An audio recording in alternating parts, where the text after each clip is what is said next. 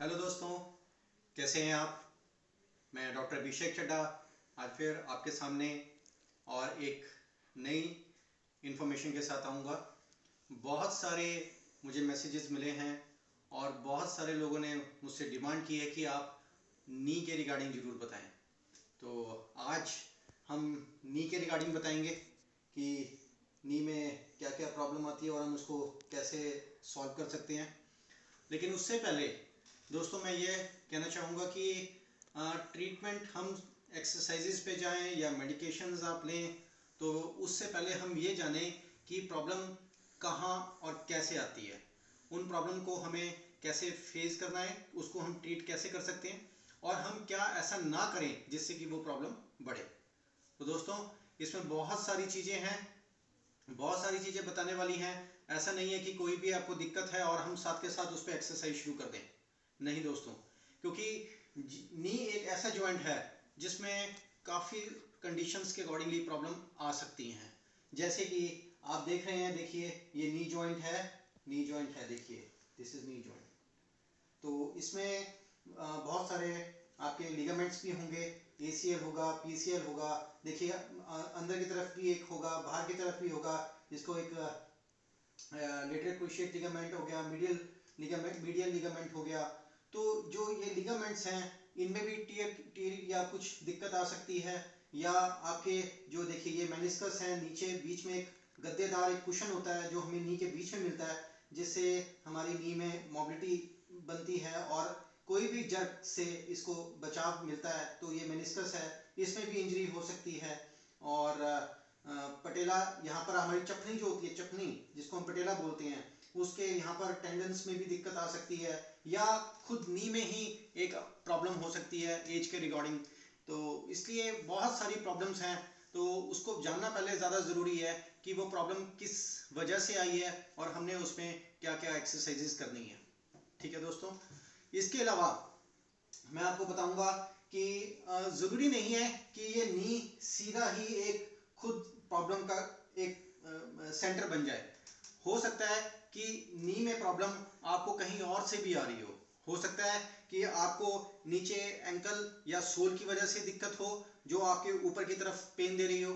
या हो सकता है कि आपको पीछे बैक में या आपके सर्कुलर जॉइंट में जो आपके जो बैक के एक हिस्सा है वहां दिक्कत आ रही हो, या आपके हिप्स में कोई दिक्कत हो उसकी वजह से घुटने में दिक्कत आ रही हो।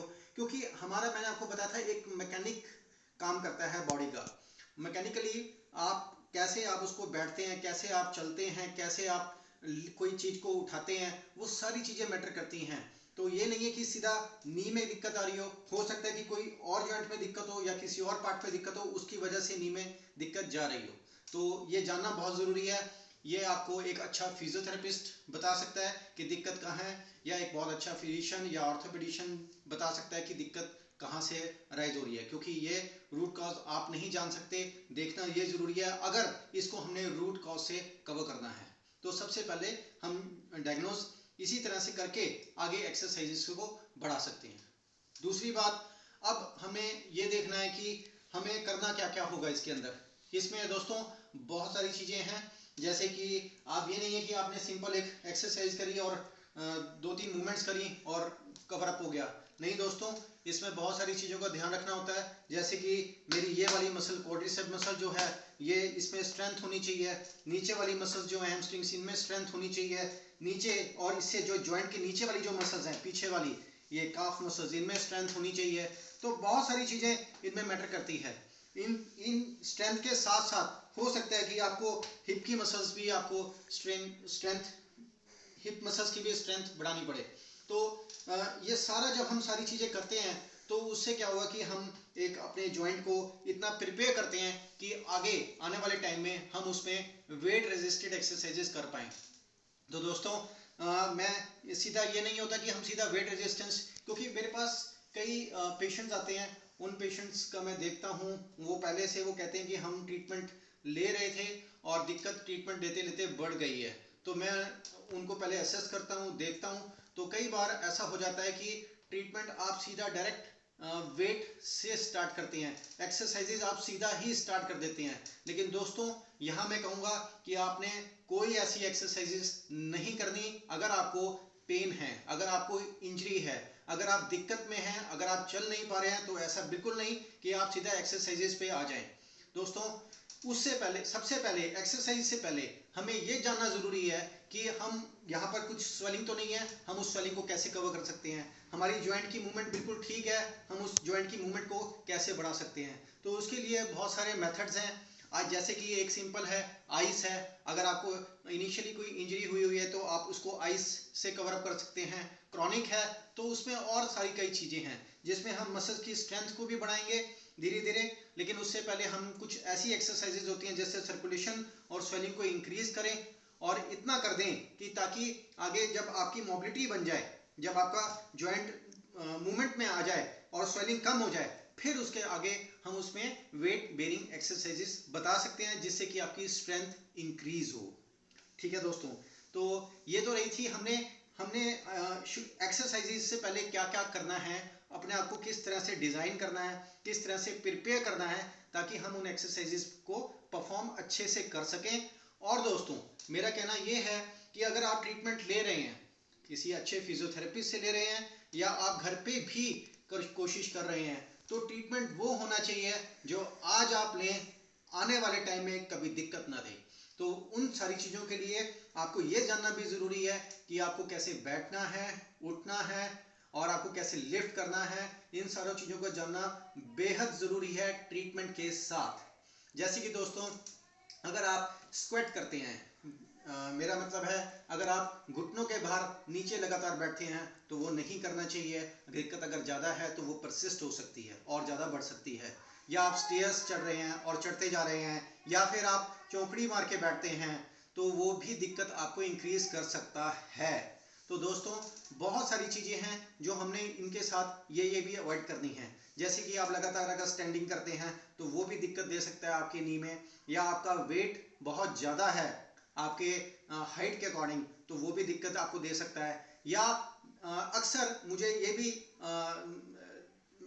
सुनने में आता है अपने पेशेंट से जो दिक्कत में यहाँ आते हैं कि वो ऑलरेडी सैर कर रहे थे, और हमारे इंडिया में एक्चुअली हर एक कोई अच्छी सलाह देने के लिए हमेशा तत्पर रहता है। तो दोस्तों आप किसी की ऐसी सलाह मत दीजिए बिना किसी डॉक्टर के, बिना किसी मेडिको के, आप ऐसा कुछ मत करिए। अगर आपको कोई ऐसी सलाह दे रहा है तो आप सीधा उसको हाथ जोड़कर कह सकते हैं कि मैं अपने डॉक्टर्स के अकॉर्डिंग ही चलूँगा। ठीक है दोस्तों, तो उसमें मेरे सुनने में आता है कि अगर लोगों को ये कहना एक आम बन गया है कि अगर आप बैठोगे तो आपके जो जोड़ हैं वो और जाम हो जाएंगे। लेकिन दोस्तों ऐसा बिल्कुल नहीं है। कई बार हमें रेस्ट भी ज़रूरी है। अगर घुटने में आपको दिक्कत है और अगर आप चल रहे हैं, अगर आप उसको कंटिन्यूटी वॉक कर रहे हैं, तो आप अपने जो आपको दिक्कत आ गई है जॉइंट में, आप उसको और हो सकता है कि और बढ़ाते जा रहे हैं। तो लगातार सैर, स्टेयर्स, नीचे बैठना, चौकड़ी मारना और आप कैसे उठा रहे हैं, इन सब का जानना बहुत ज़रूरी है। अगर आपको दिक्कत है तो आप इनको परफॉर्म ना करें। तो दोस्तों आज इस वीडियो में मैं सिर्फ यही बताऊंगा। नेक्स्ट वीडियो में मैं आपको कुछ कॉमन एक्सरसाइजेस बताऊंगा। अगर आपको कोई दिक्कत है भी तो आप नॉर्मली क्या क्या एक्सरसाइजेस कर सकते हैं। तो दोस्तों अगर इस होपफुली मुझे लगता है कि आपने इससे भी बहुत कुछ जानकारी ली होगी, और मेरा वीडियो अगर आपको अच्छा लगा है तो दोस्तों इसे लाइक करिए और अपने आसपास भी इसको शेयर करिए। दोस्तों एक चीज़ मैं और कहना चाहूँगा कि हम ही समस्या बनाते हैं और हम ही उसका समाधान करते हैं।